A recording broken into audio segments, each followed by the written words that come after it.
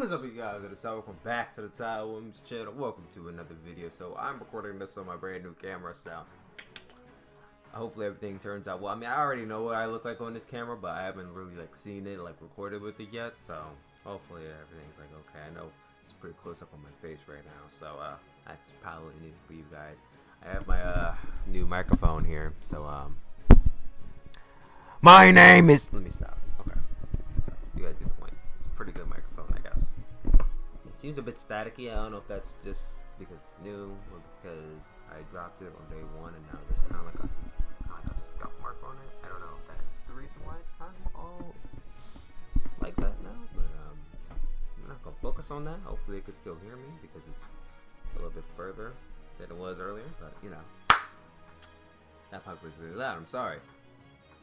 Alright, let's get into TLC. So before I start predicting on it, first off I want to say that I don't know what's going on in the WWE locker room, if it's some flu, some type of virus, which probably is the flu. Everyone's getting sick. Someone jokingly said AIDS is going around, which that's not even funny, but I don't know what's going on in the Raw locker room, but everyone's being affected by it, and it totally drastically affected the TLC pay-per-view this Sunday. But it affected it in a good way, and I feel really bad to say that it affected it a good way. I feel really bad to say that I'm kind of happy. I'm not. I don't know if I want to say that. Basically, some wrestlers got sick, and because of it, the pay-per-view changed, but it changed in a good way. So I feel like I'm kind of happy that it happened, but internally, I'm not happy that it happened because people got sick in return. I'm not happy that these wrestlers got sick. I'm just happy that the pay-per-view looks the way it does. Put it that way. So the wrestlers that got sick that are on pay-per-view are Roman Reigns and Bray Wyatt. As you guys know, Roman Reigns is featured in the TLC match. It is The Shield versus The Bar, The Miz, Kane, and Braun Strowman. And he was replaced by Kurt Angle, of all people. Yes, Kurt Angle was the one who replaced Roman Reigns in his match, which I think no one expected Kurt Angle to be the one to replace Roman Reigns. You know, for the longest time, we've been hearing rumors of Kurt Angle oh, I'm just waiting for WWE to give me the go ahead, so that way they can do dress testing and they can put him back in the ring. And now he's coming back in the ring in this TLC match, and it's awesome. But I mean, there's no build to it. There was no lead into Kurt Angle's return or anything. It was hey, Kurt Angle's in this match. I'm okay, great. And then the second person got sick that's affected on the pay-per-view is Bray Wyatt. Now we know transgender Sister Abigail was going to face Demon Finn Balor, which I honestly was not looking towards this match at all. So Bray Wyatt got sick. I'm oh well, that feels bad. But in his place came AJ Styles, and I'm AJ Styles versus Finn Balor is a match I've always wanted to see. I'm super excited for this match. Now, the continuity of this match is that AJ Styles is a SmackDown wrestler, and he's hopping on Raw. And then everyone's oh my god, the brand split is finally over. Well, everyone's oh my god, the brand split is over. They're ruining the concept of brand split. And they kind of are by doing this match. But what other choices that they have? Well, I can't say what other choices that they have. I mean, they did have other choices that are on the Raw roster. But what other choices did they have that Finn Balor could face that's on a high level on a pay-per-view?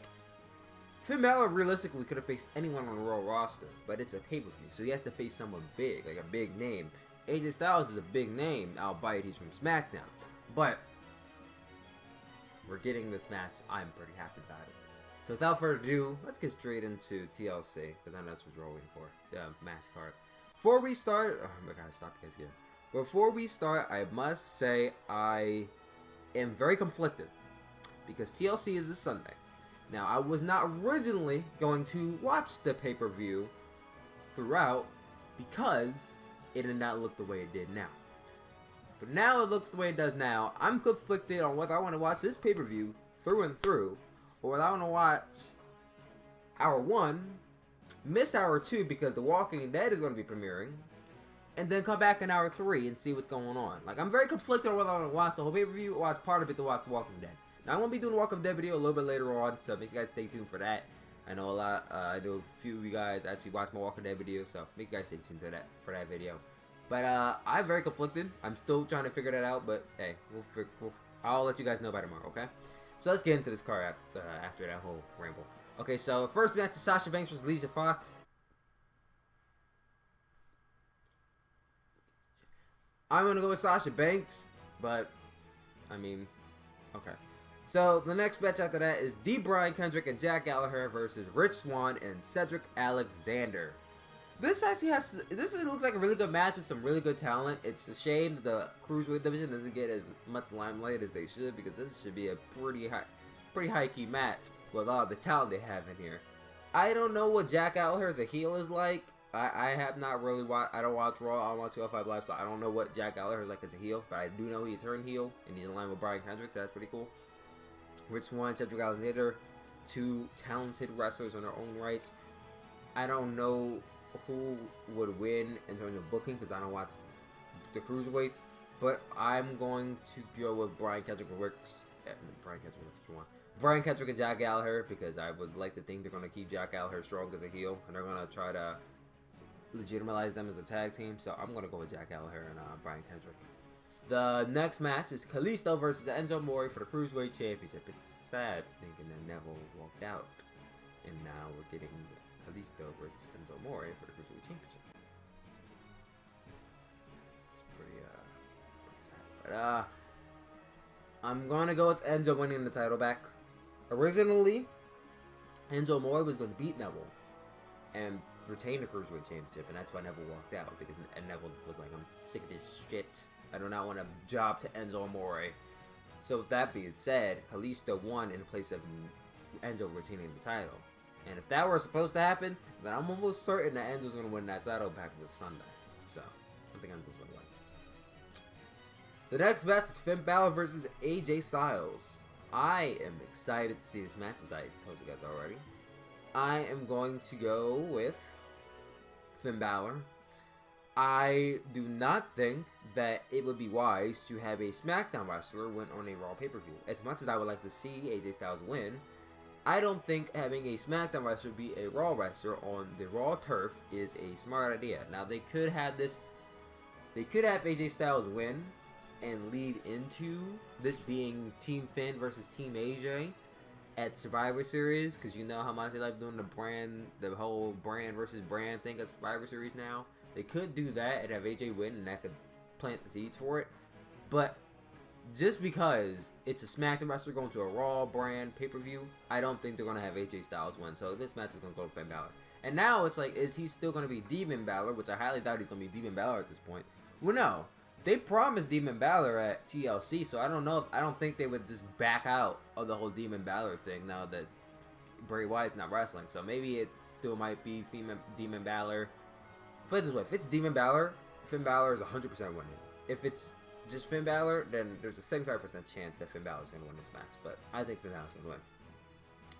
Next match we have is Alexa Bliss versus Mickie James. I am going to go with Alexa Bliss winning. I think Mickie James, sadly, is just a buffer for Alexa Bliss versus Asuka at TLC. I do think Asuka's going to get that championship. And it doesn't matter if it's at TLC or Roadblock or Rumble. Asuka's going to get that championship. And she's going to hold it all the way up until probably WrestleMania when she drops it to Charlotte, I'm hoping. Or hold it longer. I don't even care. I love Asuka that much. She can hold it as long as she wants to. But Asuka, she already beat Emma. She's beaten Emma in her debut match. So now she's going to beat Emma in her debut match again. It's amazing how everything just comes full circle again. But Asuka's going to win. Emma doesn't need to win. Asuka needs it. I hope Raw doesn't just act like Asuka is just another woman on the roster. Another woman on the roster, and they have to treat her right. But this is Raw we're talking about. This is Vince McMahon we're talking about, so I don't have that high hopes. So prepare to get a rant video when Asuka loses. And the final match. The match that sounds weird on paper, but then you look at it again and like, okay, this is pretty good. So we have the team of Kurt Angle, Seth Rollins, and Dean Ambrose versus The Miz, Sheamus, Braun Strowman, Kane, and Cesaro. So we have 2/3 of the Shield and Kurt Angle versus 5 other men. And originally, I was going to say the Shield's obviously going to win this match because they're going to put the Shield over. And with Kurt Angle in this match, now I know more than ever the Shield is still going to win this match. And I'm kind of mad in the sense that we decided to add Braun Strowman and Kane to this match. For what fucking reason? What reason did we have to add Kane and Braun Strowman to this match? It was perfectly fine with The Miz and The Bar. Nothing wrong with that match. And then they wanted to add, okay, well, you know, Braun Strowman has history with all 3 of these men. Let's throw Braun Strowman in this match. We need something for him to do. And like, okay, I guess. And then Kane returns out of nowhere. I'm excited. I'm happy Kane returned, but I'm like, the fuck does Kane need to be in this match for? I'm like, okay, now we have 5 guys versus 3 guys. It's obvious the 3's gonna win, so you're diminishing all 5 guys on the other team. No matter how you look at it, if 3 beat 5 and 5 of them are elite wrestlers, how does that make Team 5 look? How does that make Kane look? He just returned and he's gonna lose to freaking old Angle, who hasn't wrestled in WWE in 11 years. How's that gonna make Braun Strowman look?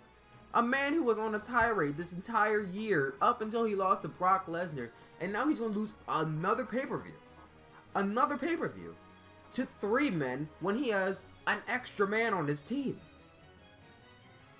The Cesaro and Sheamus and The Miz, they're gonna be okay.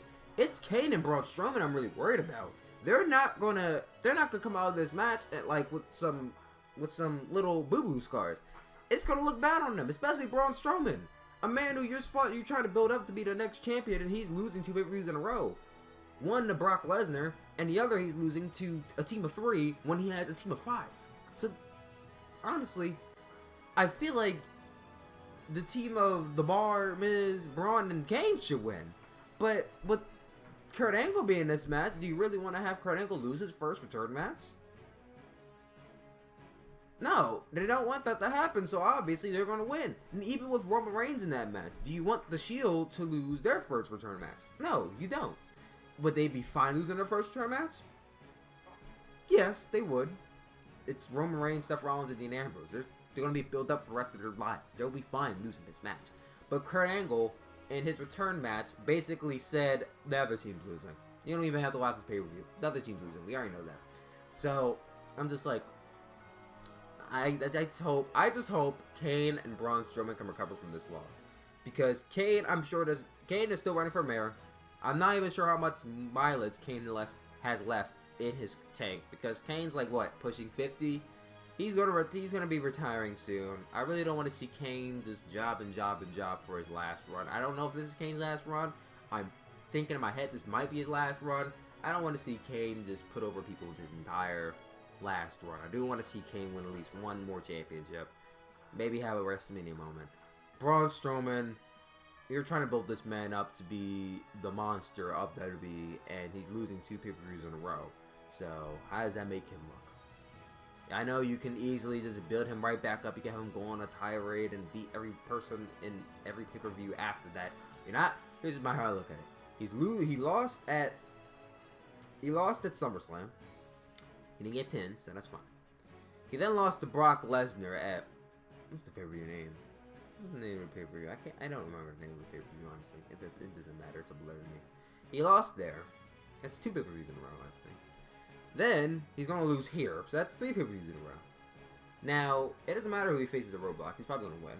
He's probably going to be in a Royal Rumble match, which he's going to lose again. It's like, come on, man. Are you going to give this man a title, or are you just going to keep on... Like, make up your mind what you want to do with Braun Strowman at this point. They should have put the Universal title on him when he faced Brock Lesnar, but that's just me. I don't know how you guys feel about it. That's how I feel about it. I'm very conflicted with the main event now. I was excited when I first saw it, but I'm like, I'm very conflicted.